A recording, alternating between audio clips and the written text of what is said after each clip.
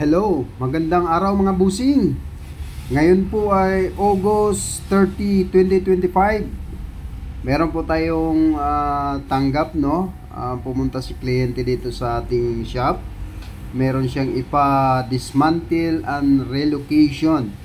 So, maglilipat sila ng bahay. Papatanggal niya yung aircon niya doon sa lumang bahay nila. Dadalhin doon sa bago nilang lilipatan. So, ito po muna busing ang ating project ngayon. So, ito na.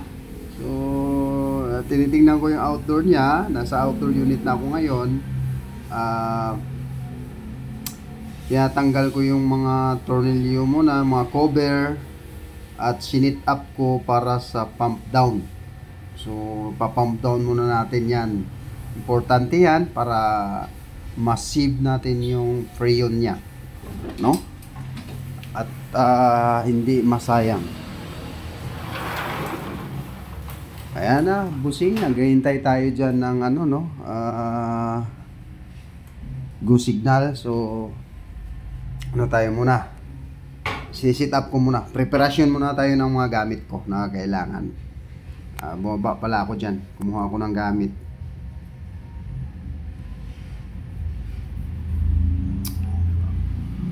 Ang gagawin natin dyan, pump down muna.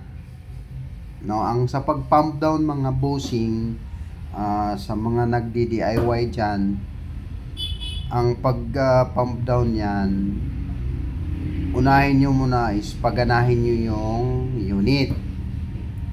Once na gumana na ang unit, at least 1 minute, ang unahin nyo dyan, isasara yung liquid line, yung maliit na mayroon kasi yung makikita na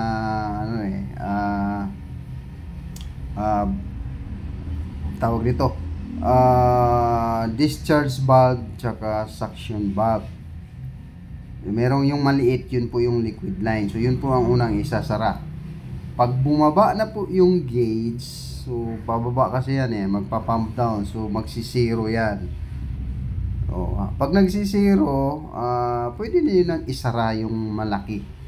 Yung gas line naman, suction line ang tawag doon. So isasara nyo na. Hayaan nyo lang umaandar. Wala naman problema yun. Pag nagsarado, huwag nyo mamadali. Pag pag nagsiro na, tapos isara nyo yung gas line, saka nyo na i-off. I-off nyo sa breaker or sa remote. No? Pag na-off na, sa remote, siyempre susunod yung breaker.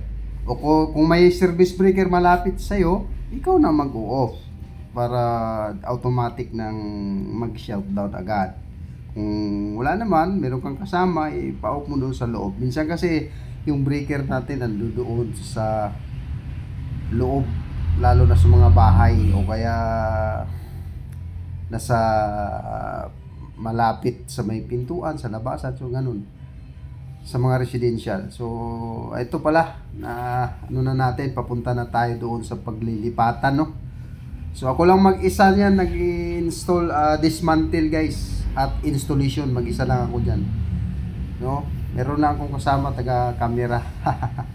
So yan, no, binubutas ko na ang pinauna ni customer yung butas kasi may sumabay sa akin na internet makikiraan, kaya inuna ko yung butas, no. Ginamitan natin ang hulso, concrete hulso, para maganda yung butas talaga, hindi man masagwa, hindi masakit sa mata.